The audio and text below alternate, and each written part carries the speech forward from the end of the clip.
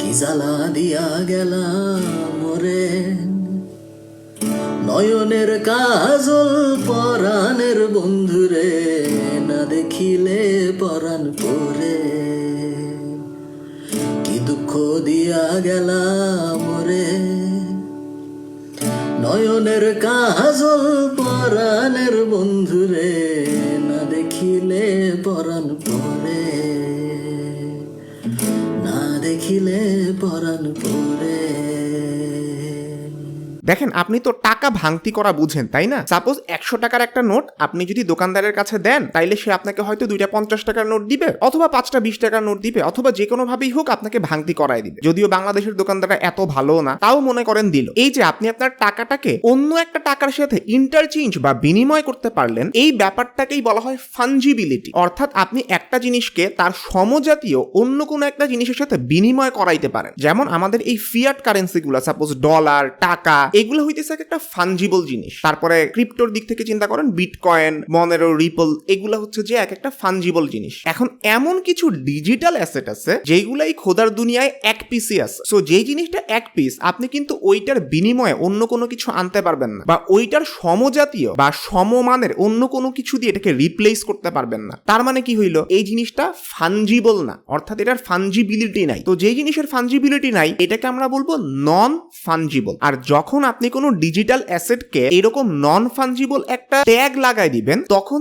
এটাকে আমরা বলবো নন ফাঞ্জিবল টোকেন বা এনএফটি। সো এটা হচ্ছে একদম বেসিক এনএফটির উদাহরণ। আর যেহেতু এনএফটি গুলা ওয়ান পিসি আছে বাজারের মধ্যে, সো এইটার কিন্তু বাজার মূল্য অনেক বেশি, কারণ এইটা পৃথিবীতে ওই এক পিসি আছে। এন্ড যেহেতু এটার অভাব আছে, তাই এটার চাহিদাও অনেক বেশি। এটাকে বলা হয় ডিজিটাল স্কেয়ারসিটি। এন্ড এইটা তৈরি করার মাধ্যমে এটার দামকে কিন্তু অনেক বাড়ানো হয়। সো এই কারণেই নন ফাঞ্জিবল টোকেন জিনিসটা বর্তমান বাজারে প্রচন্ড ক্রেজ তৈরি করছে। স্পেশালি যারা ক্রিপ্টো কারেন্সির সাথে পরিচিত, তারা তো একদম পাগল হয়ে গেছে। এবার আমি আপনাদেরকে কিছু কেস স্টাডির সাথে পরিচয় করাই। একজন লোক আছে, তার নাম হচ্ছে মাইক উইঙ্কেলম্যান, ডিজিটাল দুনিয়ায় যিনি হচ্ছে বিপল নামে পরিচিত। উনি কি করছেন, গত 14 বছর ধরে প্রত্যেক দিন একটা করে আর্ট উনি বানাইছেন। এগুলো ডিজিটাল আর্ট। এখন প্রত্যেক বছর প্রত্যেক দিন 14 বছর ধরে যদি তিনি ডিজিটাল আর্ট বানান, তাহলে 14 × 365 কত হয় আপনি হিসাব করে দেখেন, 5000-এর বেশি হবে। তো উনি ওনার প্রথম 5000 দিনের যে ছবিগুলো আছে, ওইগুলাকে একসাথে করে একটা কোলাজ বানাইছেন। এন্ড এইটাকে একটা বিখ্যাত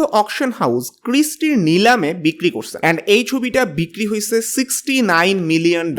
মজার ব্যাপার হইতেছে, এইটা একটা এনএফটি বা নন ফাঞ্জিবল টোকেন হিসেবে বিক্রি হয়েছে। যদিও এটা নিয়ে একটু সমালোচনা আছে, আমি পরে বলতেছি। অর্থাৎ এইটার ফিজিক্যাল অস্তিত্ব নাই, পুরোপুরি ডিজিটাল ভাবে এটা বিক্রি হয়েছে। আর এইটার রয়্যালটি স্ট্রাকচারটা এইরকম যে পরবর্তীতে যতবার এই ছবিটা বিক্রি হবে, অর্থাৎ মালিকানা বদল হবে, প্রত্যেক ট্রানজাকশনের 10% এটার আসল যে ওনার মাইক উইঙ্কেলম্যান বা বিপল, উনি পাবেন। সেকেন্ড একটা কেস স্টাডি, ইংল্যান্ডের একজন স্ট্রিট আর্টিস্ট আছেন, তার নাম হচ্ছে ব্যাংকসি। ওনার একটা ছবি আছে, সেই ছবিটার নাম হচ্ছে মরন্স। এখন একটা টিম কি করছে, ওনার এই মরন্স ছবিটা নিজেরা প্রথমে প্রায় $1,00,000 দিয়ে কিনছে। কেনার পরে ওই ছবিটা পোড়াইছে। এন্ড ওই পোড়ানোর দৃশ্যটা টুইটারে ওরা লাইভ স্ট্রিমিং করছে। ওদের এই পোড়ানোর ভিডিওটা ওরা ওপেনসি মার্কেট প্লেসের মধ্যে নিয়ে এনএফটি করাইছে। এন্ড দেন ওই এনএফটিটা ওরা $4,00,000 বিক্রি করছে। তাইলে এবার বুঝেন, ওরা আসল ছবিটা কিনছিল $1,00,000 দিয়ে, দেন এটার এনএফটিটা বিক্রি করছে $4,00,000। ওই টুইটার অ্যাকাউন্টটার নাম হচ্ছে বার্ন্ট ব্যাংকসি। এখন আবার একটু এনএফটির ব্যাখ্যাটাতে আসি। মনে করেন আমার একটা ছবি আছে, এই ছবিটা এখন যে কেউ তো রাইট ক্লিক করে বা স্ক্রিনশট নিয়ে হইতেছে, নিজের বলে চালাই দিতে পারে। সো এই ছবিটার মালিককে আমি যদি আপনাকে জিজ্ঞেস করি, আপনি কিন্তু এটা কোনো উত্তর দিতে পারবেন না। আপনি এটাও বলতে পারবেন না, ইভেন আমার নিজের ছবি, বাট এটার মালিক যে আমি, এটা আমি বলতে পারবো না। মনে করেন পাবলো পিকাসোর কোনো একটা ছবি, উনি এটা সাইন দিয়ে রেখে গেছেন এন্ড এটা উনি কারো কাছে বিক্রি করছেন। সো এটার কিন্তু দলিল আছে, কিংবা যে কোনো ভাবে আপনি এটা যাচাই করতে পারবেন যে এইটাই পাবলো পিকাসোর অ্যাকচুয়াল একটা ছবি, এটা উনি সাইন করে দিয়ে গেছেন। এন্ড এইটার বাজার মূল্য অনেক হবে, কারণ ওইটা এই দুনিয়ার মধ্যে এক পিসি আছে। এন্ড এটার হয়তো হাজারো নকল আছে, বাট কোনটা আসল এটা আপনি যাচাই করতে পারতেছেন। কিন্তু ডিজিটাল দুনিয়াতে যদি কোনো ছবি এভাবে করাপ্টেড হয়, আপনি কি যাচাই করতে পারবেন অ্যাকচুয়াল যে ছবিটা সেটা কোনটা? সেটা করার কিন্তু কোনো উপায় আমাদের হাতে নাই। এই সমস্যাটা সমাধান করার জন্যই কিন্তু এই নন ফাঞ্জিবল টোকেন সিস্টেমটা আসছে। এই টোকেনটা আমাকে বলে যে দেখেন, এই ছবিটা, এটা একটা ডিজিটাল পিস, এটা একটা ডিজিটাল সিগনেচার আছে, এন্ড এটা একটা নন ফাঞ্জিবল টোকেন, এটা ডিরেক্টলি ক্রিয়েটরের কাছ থেকে আসছে। অ্যাকচুয়ালি এই ছবির মালিক যেটা, তিনি এটাকে সার্টিফাই করে দিচ্ছেন। সো এই নন ফাঞ্জিবল টোকেন হিসেবে যে ছবিটা, সাপোজ আমারই একটা ছবি, ওইটা পুরা দুনিয়াতে এক পিসে আছে ডিজিটালি, এন্ড সো এইটার বাজার মূল্য অনেক বেশি। এটা কালেকশনে রাখার মতন একটা জিনিস, এন্ড এটা আপনার কাছে থাকলে আপনি বলতে পারবেন যে আমার কাছে একটা এমন জিনিস আছে যেটা দুনিয়ার মধ্যে এক পিসে আছে। সো ডিজিটাল দুনিয়াতে কোনো একটা আর্ট, একটা মিউজিক অ্যালবাম, কোনো বাস্কেটবল শটের ভিডিও, কোনো ছবি পোড়ানোর ভিডিও, কোনো টুইট, এরকম অনেক কিছুকেই আপনি এনএফটি করায় নিতে পারেন যদি ওইটা আসলেই এনএফটি করানোর যোগ্যতা রাখে। তাহলে এখান থেকেই প্রশ্ন আসে, একটা জিনিসকে এনএফটি করানোর নিয়মটা আসলে কি বা প্রসেসটা কি? দেখেন, প্রথমে স্টেপ 1-এ আপনাকে রেজিস্টার করতে হয় কোনো একটা ওয়েবসাইটের মধ্যে যারা এই এনএফটি গুলা করায়। এরকম ওয়েবসাইট কি কি আছে? সাপোজ ওপেনসি, বার্ন্ট ব্যাংকসি যে ছবিটা করাইছে ওটা কিন্তু ওপেনসি থেকেই করাইছে। রেয়ারেবল, মিন্টেবল, মেকার্স প্লেস, নিফটি গেটওয়ে, এইগুলা বলতে পারেন এক একটা মার্কেট যেখানে এনএফটি করানো হয়। আপনাকে প্রথমে ওখানে রেজিস্টার্ড হইতে হবে। যেমন মনে করেন বিপলের যে ছবিটা, ওইটা করাইছে হচ্ছে মেকার্স প্লেস থেকে। এখন এই পুরো এনএফটির মার্কেট প্লেসটা মূলত এথেরিয়াম স্ট্যান্ডার্ডে চলে। এথেরিয়াম হচ্ছে একটা ক্রিপ্টোকারেন্সি, বিটকয়েনের মতনই। আমি এর আগে আমার বিটকয়েনের ভিডিওটাতে কিন্তু এথেরিয়াম নিয়ে কথা বলছিলাম। সো নন ফাঞ্জিবল টোকেন বা এনএফটির ক্ষেত্রে বেসিক্যালি এই এথেরিয়ামই বেশি ইউজ হয়। আপনার কাছে একটা এথেরিয়াম ওয়ালেট থাকতে হয় যেটা ERC-721 বলে পরিচিত। এটা একটা Ethereum based non fungible token standard, and ওই ওয়ালেটটাতে আপনার $50 থেকে $100 ইকুইভ্যালেন্ট যে এথেরিয়াম আছে বা ইথার, ETH বলতেছি আমরা, ওইটা রাখতে হয়। যদিও মনে রাখবেন বাংলাদেশে কিন্তু এই ক্রিপ্টোকারেন্সি এখনো ইলিগাল। পরবর্তীতে বাংলাদেশ ব্যাংক কি করবে এটা আমরা পরেই হয়তো দেখবো। সো বাংলাদেশ থেকে হয়তো বা আমার যতদূর ধারণা এনএফটি করানো যাবে না, বা গেলেও সেটা টোটালি ইলিগাল হবে, আপনি জেলেও যেতে পারেন এই জন্য। আমি কিন্তু কিছু জানি না। এই যে আপনি রেজিস্টার করলেন এই মার্কেট প্লেসের ভিতরে, তারপরে আপনাকে ভেরিফাই করতে হবে যে ভাই তুমি যে আমাকে এই জিনিসটা দিতেছো, এটার আসল মালিক কি আসলেই তুমি, নাকি এটার মালিক অন্য কেউ। সো ওইটা ওরা ভেরিফাই করে, দেন যাচাই করতে হয় এইটার ইউনিকনেসটা কি, বা এটা আসলে লিমিটেড এডিশন কোনো কিছু কিনা। সাপোজ কেউ একজন নারিকেল গাছের মধ্যে উঠতেছে, এখন আপনি চান ওইটাকে এনএফটি করাইতে, এটা তো ওরা এনএফটি করবে না, কারণ দুনিয়ার মধ্যে অনেক মানুষই নারিকেল গাছে উঠতেছে। সো এই নারিকেল গাছে ওঠার ভিডিওটা, এটা কোনো লিমিটেড এডিশন ডিজিটাল অ্যাসেট না। আপনাকে এমন কিছুই করতে হবে যেটা মানুষ দেখতে চায়, কিংবা যেটা খুব সীমিত আকারে আছে। সো এই সবগুলা শর্ত পূরণ করে আপনি যখন জিনিসটাকে ওয়েবসাইটে রেজিস্টার করাইলেন, এই পুরো প্রসেসটাকে বলা হয় মিন্টিং বা মিন্ট করা। অর্থাৎ আপনি একটা ভিডিও কিংবা একটা ছবি কিংবা যে কোনো ডিজিটাল জিনিস আপনি মিন্ট করাইলেন, কিংবা এটাকে টোকেনাইজ করাও বলা যায়। একটা জিনিস খেয়াল রাখবেন, এই পুরো প্রসেসটা কিন্তু ঘটতেছে ব্লক চেইনের ভিতরে। ব্লক চেইন হচ্ছে একটা ক্রিপ্টোকারেন্সি বেসড এমন একটা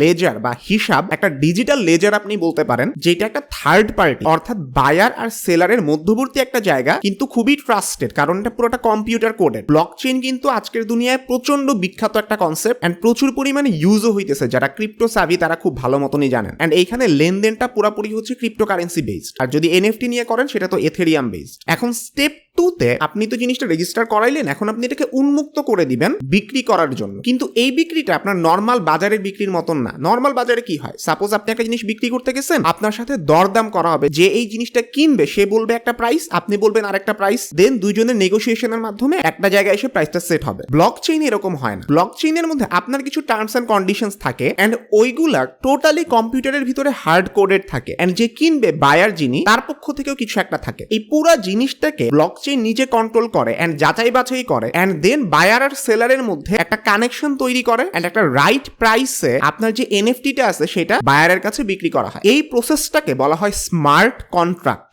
স্মার্ট কন্ট্রাক্ট প্রচন্ড বিখ্যাত একটা ধারণা। এই কনসেপ্টটা প্রথম প্রপোজ করছিল 1994-এ নিক জ্যাবো নামে একজন। এই নিক জ্যাবো 1998-এ বিট গোল্ড নামে একটা ভার্চুয়াল কারেন্সি প্রপোজ করছিলেন। চিন্তা করেন, সেটা কিন্তু বিটকয়েন আবিষ্কারেরও প্রায় 10 বছর আগের কথা। অনেকে এই নিক জ্যাবোকে বিটকয়েনের আবিষ্কারক সাতোশি নাকামোতো ভেবে থাকেন, বাট উনি নিজে এটা ডিনাই করছেন। এখন একটা জিনিস চিন্তা করেন, বিপলের যে ছবিটা বিক্রি হয়েছিল ওইটা কি ব্লক চেইনের মাধ্যমে হয়েছিল? না, আমি কিন্তু বলছিলামই সেটা হচ্ছে ক্রিস্টি নামে একটা অকশন হাউসের মাধ্যমে বিক্রি হয়েছে। তাহলে ব্লক চেইনের বাইরে এসে এই ক্রিস্টি নিলামের মাধ্যমে কিভাবে একটা এনএফটি বিক্রি করলো? এটা কিন্তু একটা ভালো প্রশ্ন হইতে পারে। এন্ড এইটাই বিপলের এই এনএফটিটার বিরুদ্ধে সবচেয়ে বড় সমালোচনাগুলোর একটা, যে এটাকে আসলেই আপনি এনএফটি বলতে পারবেন কিনা। কারণ যারা একদম কোর ক্রিপ্টো স্যাভি ওরা এটাকে এনএফটি বলতে চান না, কারণ তুমি এটা বিক্রি করছো ব্লকচেইনের বাইরে আইসা, একটা অকশন হাউসের মাধ্যমে তুমি এটার বিক্রিটা করছো। সো এটাকে আমরা এনএফটি বলতে চাই না, বাট এটাকে এনএফটি বলার পক্ষের লজিক গুলো হইতেছে এটা একটা ডিজিটাল আর্ট ছিল,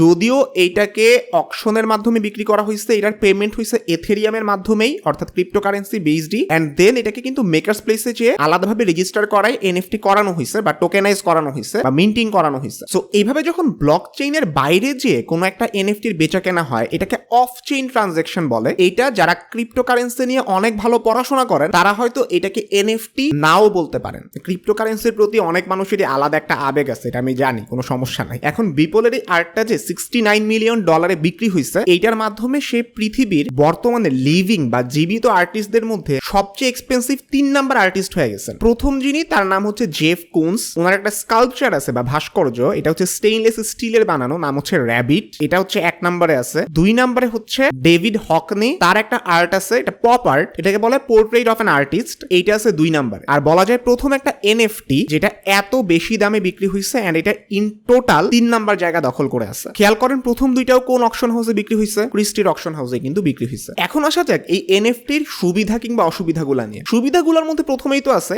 ডিজিটাল যারা আর্টিস্ট আছে তারা এতদিন কোনো কদর পাইতেন না। সাপোজ বিপল বা আমাদের মাইক উইঙ্কলম্যান, তিনি এতদিন ধরে হচ্ছে ডিজিটাল আর্ট বানাইতেছিলেন, তার একটা বিশাল সংখ্যক ইনস্টাগ্রাম ফলোয়ার আছে, বাট তার অ্যাকচুয়াল যে ভ্যালুটা, তিনি যে এতটা টাইম ইনভেস্ট করতেছেন, তার আর্টটা যে তারই আর্ট, এইটার যে সিগনেচারটা থাকা, এই জিনিসটা কিন্তু তিনি এতদিন ধরে পাইতেছিলেন না। সো যখনই এনএফটির সিস্টেমটা আসলো, উনি যখন এই ব্লকচেইন জিনিসটার সাথে পরিচিত হইলেন এন্ড পুরো ব্যাপারটা তিনি বুঝলেন, তখন কিন্তু তার কাছে একটা সুযোগ আসলো নিজের কাজকে ওয়ার্ল্ডের সামনে তুলে ধরা এন্ড এইটার জন্য যথাযথ সম্মানী বা টাকা পয়সা তার কাছে আসা। এই জিনিসটা কিন্তু পসিবল হয়েছে এনএফটির কারণে এন্ড মানুষ এই আর্টগুলোকে কিন্তু অনেক পছন্দ করতেছে। দ্বিতীয় ব্যাপারটা, ওয়ার্ল্ড কিন্তু এখন টোটালি ডিজিটাল দিকে শিফট হইতেছে। এখন ক্রিয়েটর আর বায়ারের মধ্যে ডিরেক্ট একটা রিলেশনশিপ আসতেছে, মাঝখানে অন্য কেউ কিন্তু আসতেছে না। এই কারণেই কিন্তু ওই ক্রিস্টির অকশন হাউস যখন এই বিপলের ছবিটা বিক্রি করছে, কিছু মানুষ চেতছে, তার কারণ এনএফটি ভাই তোর মূল উদ্দেশ্যটাই হইতেছে আনার যে ক্রিয়েটর ডিরেক্টলি বায়ারের কাছে বিক্রি করবে, মাঝখানে ব্লকচেইন এই নেগোসিয়েশনটা করবে। কিন্তু তুমি যদি আমার ব্লকচেইন রে বাদ দিয়ে অফ চেইনে এই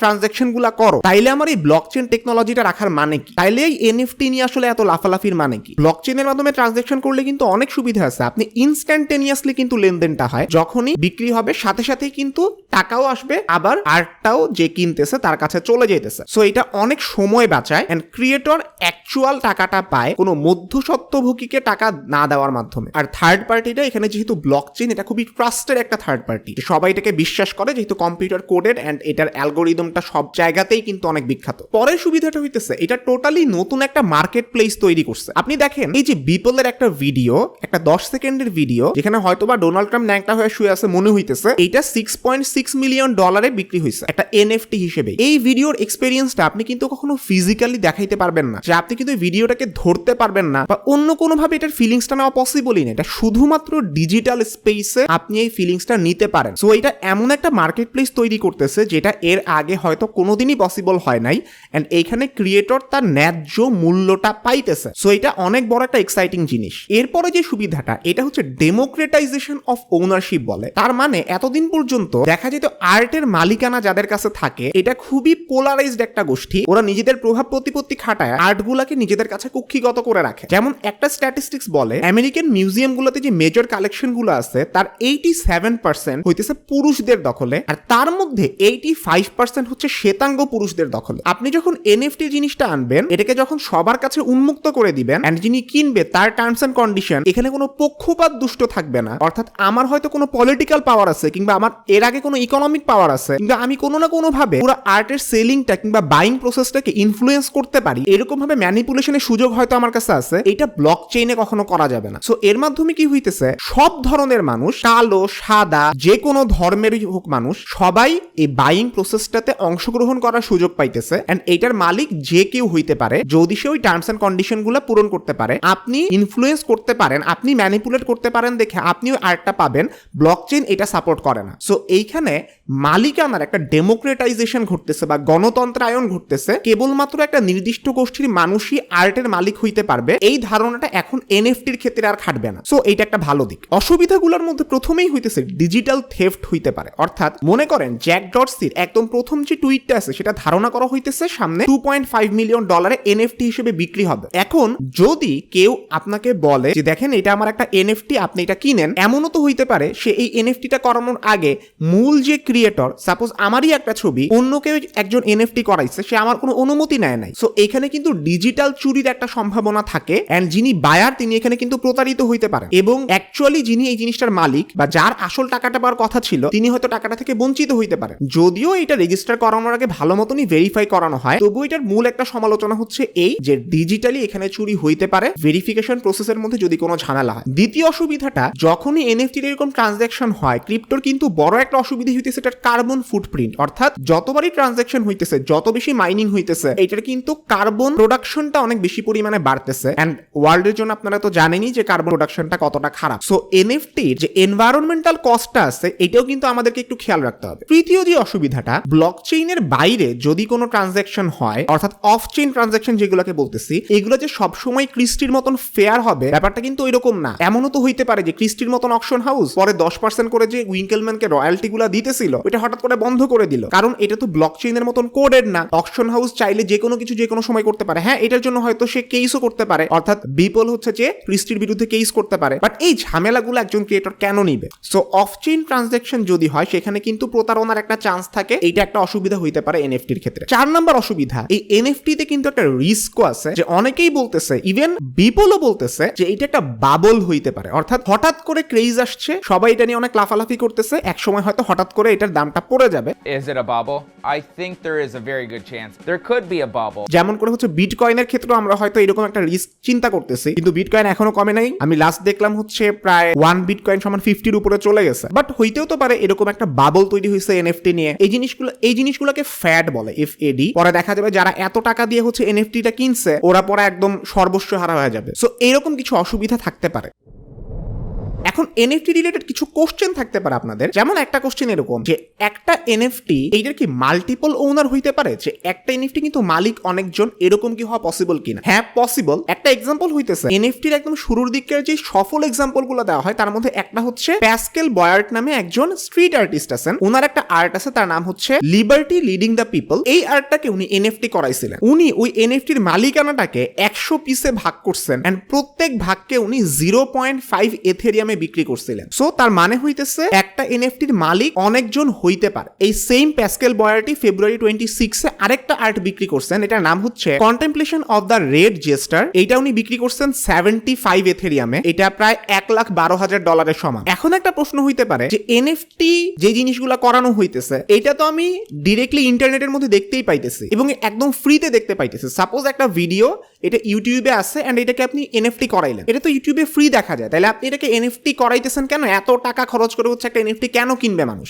দেখেন এইটার অ্যান্সারটা খুব সহজ, যে মানুষ কিন্তু ওনারশিপ বা মালিকানা নিতে খুব পছন্দ করে। সাপোজ আমার এই মাইক্রোফোনটা, এটা যদি একদিন খুব বিখ্যাত হয়ে যায় এন্ড এমন হয় যে এটার একটা ছবি আমি এনএফটি করাইলাম এন্ড মাইক্রোফোনটা হয়তো আজকের দুনিয়ায় আর নাই, এন্ড আমি বললাম যে মাইক্রোফোনের ওই ছবিটা হচ্ছে এনএফটি, তাহলে ওই মাইক্রোফোনের তো আরো অনেকগুলো ছবি থাকতে পারে, কপি থাকতে পারে, বাট যেইটা আমার সিগনেচার দেওয়া, ডিজিটালি সিগনেচার করা, আমি এটাকে স্বীকৃতি দিছি এনএফটি হিসেবে, ওই ডিজিটাল ছবিটার কিন্তু একটা আলাদা মিনিং থাকবে এন্ড মানুষ ওইটার মালিকানা কিন্তু নিতে চাইবে। খুব সিম্পলি বললে, আপনারা পন শপের মধ্যে যে বিভিন্ন জিনিস কিন্তু কিনতে দেখছেন, তো মানুষ অত পুরানা জিনিসগুলা কেন কিনে? কারণ এইটার একটা আলাদা ভ্যালু আছে। জাস্ট এই জিনিসটা আপনি চিন্তা করেন, ডিজিটাল দুনিয়ার ক্ষেত্রে একটা ডিজিটাল ছবি যেটার হয়তো ফিজিক্যাল কোনো অস্তিত্ব নাই, ওইটারই মালিক হইতে পারলে মানুষ কিন্তু নিজের মধ্যে একটা আলাদা পার্ট ফিল করে, যে না, আমি এমন একটা কিছুর মালিক যেটা পৃথিবীতে আর কারো কাছে নাই। কারণ নন ফাঞ্জিবল টোকেন যেগুলো আছে এটা পৃথিবীতে এক পিসি আছে, এটা দুইটা হওয়া কখনো পসিবল না। তবে বিপল কি করছে, যাতে আপনি ওই ফিজিক্যাল ফিলটা পান, উনি যার কাছে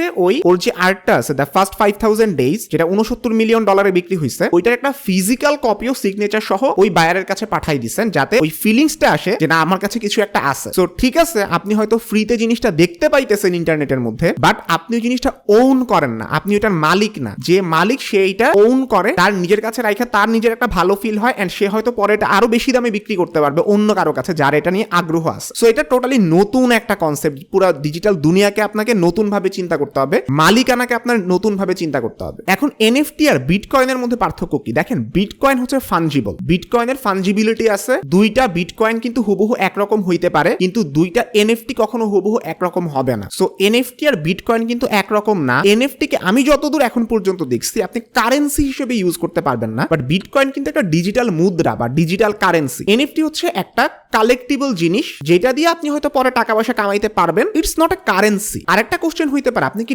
ডলার কিংবা হচ্ছে টাকা যেগুলো ফিয়াট কারেন্সি আমরা বলতেছি এইগুলা দিয়ে আপনি এনএফটি কিনতে পারবেন কিনা? অ্যান্সার হচ্ছে না। অবশ্যই আপনাকে ব্লক চেইনের ভিতরে যেহেতু ঢুকতে হইতেছে আপনাকে ক্রিপ্টো কারেন্সি ইউজ করতে হবে, এবং এই ক্ষেত্রে যেহেতু পপুলার হচ্ছে এথেরিয়াম, আপনাকে এথেরিয়াম ইউজ করতে হবে। আপনি এখানে হয়তো বিটকয়েন ইউজ করতে পারবেন না যদি আপনি এথেরিয়াম ওই 721 স্ট্যান্ডার্ডের মধ্যে যে হচ্ছে যে এনএফটি গুলা কিনতে চান। তবে আবারও বলি বাংলাদেশে কিন্তু ক্রিপ্টো এখনো পর্যন্ত ইলিগাল, সো এগুলা করতে যায় না। রিসেন্ট কেসের মধ্যে কি কি আছে আপনি দেখেন, national basketball association NBA league খুবই পপুলার, ওদের বিভিন্ন ভিডিও কিন্তু এখন ওরা এরকম এনএফটি আকারে ছাড়তেছে এন্ড এগুলো দেদারসে বিক্রি হইতেছে। লেব্রন জেমসের একটা স্ল্যাম ডাঙ্ক হচ্ছে বাস্কেটবলের একটা শট যেখানে হচ্ছে বাস্কেটবলের যে রিমটা থাকে এটার উপর থেকে ডিরেক্টলি একজন বাস্কেটের ভিতরে বলটাকে ফেলে। সো এই স্ল্যাম ডাঙ্কের ভিডিও $2,08,000 বিক্রি হয়েছে এন্ড এটা ধারণা করা হইতেছে আগামী 10 বছরের মধ্যে এই এনএফটি এনবিএ এর টপ 3 রেভিনিউ সোর্সের মধ্যে আসবে। তাইলে এবার বুঝেন কি পরিমাণ টাকা ওরা এখন এই এনএফটি থেকে ইনকাম করবে। লিন্ডসে লোহান সেও তার একটা এনএফটি বিক্রি করছে, তার একটা ছবি যেটা পসিবলি লাইটনিং, তার কানের মধ্যে একটা দুল বা ইয়ারিং হিসেবে হচ্ছে যে লেখাটা আছে, তো তিনিও তার এনএফটি বিক্রি করছেন। আমাদের লোগান পল সেও রিসেন্টলি তার একটা এনএফটি বিক্রি করছে। তার মানে মেইন স্ট্রিম মানুষরা কিন্তু আস্তে আস্তে এনএফটির দিকে আসতেছে এন্ড সবাই কিন্তু মোটামুটি ধরতে পারছে যে এনএফটি আগামীতে যে একটা বাজার ক্যাপচার করতে যাইতেছে এটা মোটামুটি ক্লিয়ারলি অনেকেই দেখতে পারতেছে। তবে সাথে সাথে এটার অ্যাসোসিয়েটেড রিস্কও আছে, যে কোনো সময় হয়তো এটার বাবলটা বার্স্ট করতে পারে, কিংবা এমনও হইতে পারে যে এইটা অনেক সাস্টেইনেবল হইলো এন্ড ভবিষ্যতে আমরাও হয়তো এনএফটি কিনতে পারবো বা নিজেদের এনএফটি করাইতে পারবো। সো আজকের ভিডিও এই পর্যন্তই। আমি আশা করি এনএফটির একদম বেসিক কনসেপ্টগুলো আপনাদের কাছে পরিষ্কার করতে পারছি। আমি চেষ্টা করব সামনে কোনো একটা ভিডিওতে ব্লক চেইনের পুরো ডিটেল কনসেপ্টটা পরিষ্কার করতে, তাহলে হচ্ছে বিটকয়েন, এনএফটি, ব্লক চেইন 3টা ভিডিও থাকলো চ্যানেলের মধ্যে এন্ড একটার কমপ্লিমেন্টারি, যে কোনো একটা জিনিস বুঝতে হলে অন্য ভিডিওটার মধ্যে দেখলে হয়ে যাবে আশা করি। আমি এনএফটিটা আরো ভালোভাবে বোঝার জন্য আমি আপনাদেরকে কলিন এন্ড সামির শো ওদের 2টা ভিডিও আছে এটা সাজেস্ট করব। একটা হচ্ছে ডিরেক্টলি ওরাই বিপল নিয়ে বানাইছে, আর একটা হচ্ছে লোগান পলকে নিয়ে বানাইছিল। ওদের শোগুলা বেশ ভালো হয়, পডকাস্ট আর কি। আপনি কলিন এন্ড সামির ওদের চ্যানেলটা ফলো করতে পারেন, বেশ ভালো একটা চ্যানেল। আমার ছোট্ট একটা অ্যানাউন্সমেন্ট আছে, আগামী বুধবার আমি ভিডিও দিতে পারতেছি না, এক্সট্রিমলি সরি। তার কারণ হচ্ছে রিসেন্টলি কিরকম জানি হঠাৎ একটা আজগুবি টাইপের জ্বর হয়েছিল, হওয়ার পরে জ্বরটা শেষ, বাট শরীর প্রচন্ড দুর্বল, আপনারা হয়তো আজকের ভিডিওতে বুঝতে পারছেন।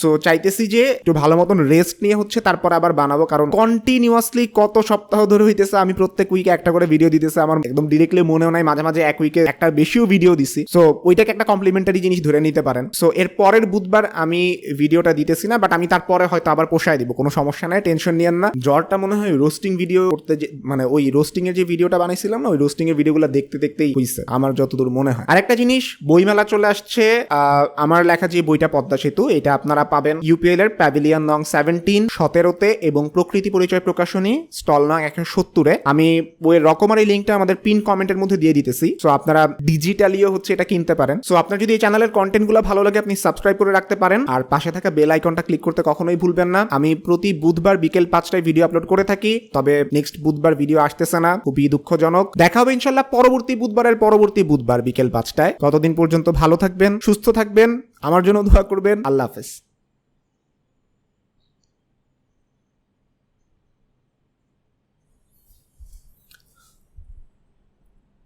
কাট।